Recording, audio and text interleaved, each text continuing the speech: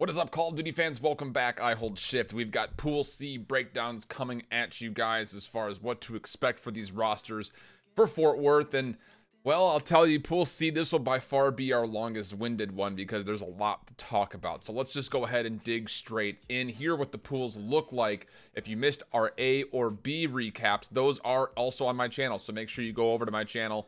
Check out those videos if you want to get to know more about those two pools. But of course, here we'll be focusing on Pool C, which consists of a very interesting one. You've got Midnight Esports, you've got Splyce, Luminosity, and Excelerate Gaming, and this pool is all over the place. And if you're trying to predict this one, I would say best of luck. There is absolutely a safe prediction for this pool, but we'll get to that. Let's go ahead and start as it's listed from top to bottom, which means that we'll be starting with Midnight Esports.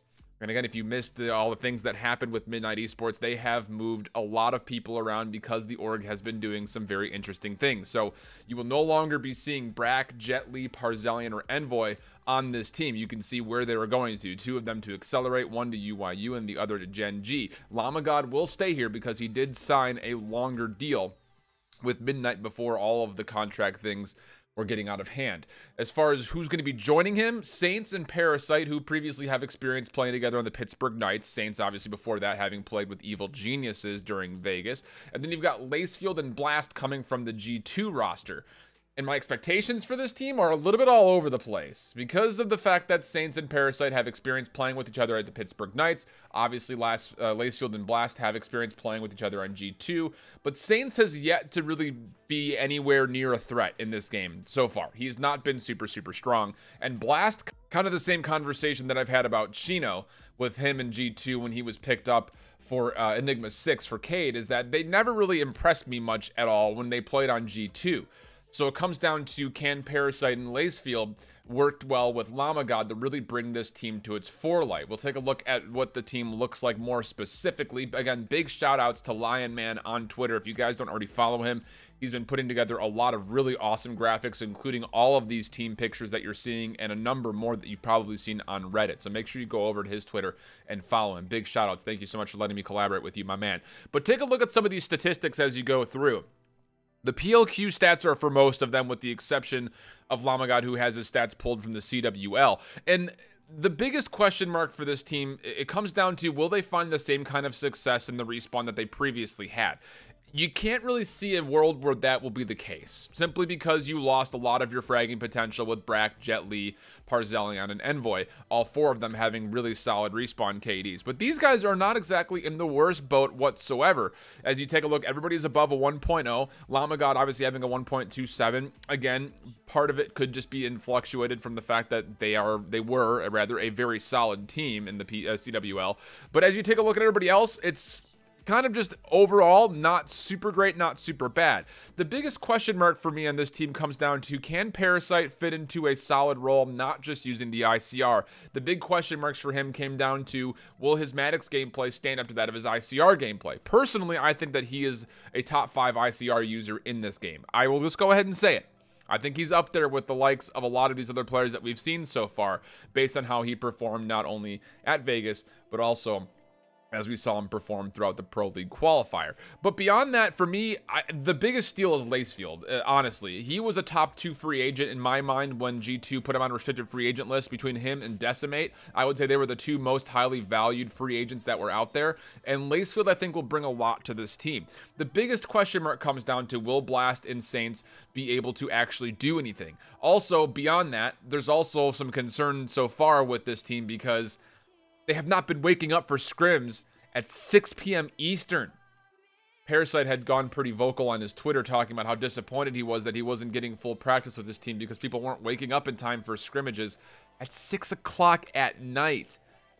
That, coupled with the fact that they've only had about a week to play with each other, kind of obviously throw things in a little bit of a loop. So for me, you take a look at this team, I just don't see them doing super well. I think they have a much higher potential than Excelerate, who we'll talk about later, to surprise in this group. But it just comes down to, will these two tandem duos of Saints and Parasite, coupled with Lacefield and Blast, be able to work well together with Lamagod in the mix? And who's going to be the IGL for this team? That's my other big question mark. We'll switch things back over to our next team on the list, which will be Splyce. No roster swaps for this team as they started off a very strong Pro League, sitting at a 4-0 12-4 overall in maps is where they started, and then they would go and they would lose 10 maps. 1-3 was their final record in week 2. 7-10 overall there in the statistics, so they finish off 4-3, 16-14 overall. And they hold the actual statistically closest mode averages in the CWL. It's very, very marginal as far as what they have in the bonuses. When it comes to their hardpoint, it's a plus 0.85 differential.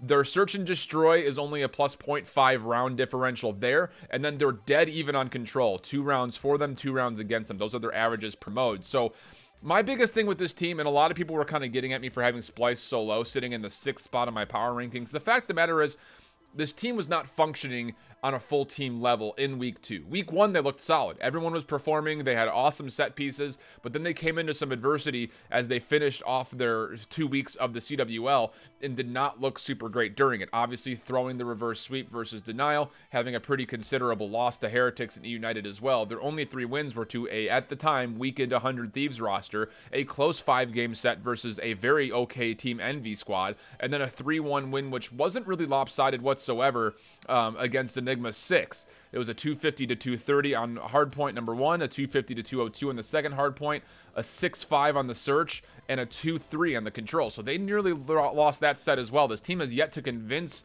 me as far as being a dominant performer. I had them listed as the #1 team at one point in time after their first week because I honestly thought that they were doing the research. They came out and they had insane set pieces. Everyone was performing. And then they would come up against a much harder schedule in the second week of their pro league, and they would be convincingly not at the level that I thought they might be at. So I'm still not 100% sold that this is a for sure lock for a top 2 team in this pool, simply because there are so many question marks with what we just saw in Midnight Gaming, and of course what we'll see later with Excelerate. Now, Luminosity. Now, I know a lot of people get on my case about rating Luminosity lower than maybe they deserve to be, including people like Nameless, who think that they're the 2nd best team, apparently, going into Fort Worth. I don't know where he found that, but that's just what he has. That's his opinion on it. My biggest thing with this team, pro-wise, we'll start with the pros before I dig into the cons. They are a very good control team. Sitting at 6-1, they average 2.57 for them per map, and they only give up 1.43. It's the best. It's the 2nd best differential in the league, just behind 100 Thieves. But they have obviously the best record, 6-1 there. My biggest thing when you talk about why I'm still concerned about this squad is I'm still very on edge about, will this team actually be able to come together as a full 5? You look at what their statistics look like as far as what their losses versus wins. Their first week, they didn't look good at all. Slacked was not playing well. John wasn't playing that well. Classic wasn't playing that well. It just looked like Gunless and Formal were trying to do everything. And then when it came down to the second week, you start to see, okay, well, it was a 5-game set versus Gen G. They beat Evil Geniuses. They 3-0 Midnight, and then are able to squeak one out versus Optic. But I feel like those totals and those win-loss ratios are much too favoring than they really should be. If you take a look back at what their week looked like, I want to mostly focus on the Gen G thing because they win one hard point pretty considerably, they lose one hard point pretty considerably. They obviously lose both search and destroys because Gen G is incredible at search and destroy, and they go the distance to a round 5 in a control game. 3-2 was the score there. So yes, it was a close set, but again, I think you saw a lot of gaps in the search and destroy, how this team was not ready to play at the same level as a major contender like Gen G is in the search and destroy category. And their strongest mode, they barely squeak one out versus a team that's super, just super okay at control. My biggest thing is you look at Evil Geniuses set though. They get blown out in the first hard point. They actually lose both hard points, but they don't even break 100 in the first hard point.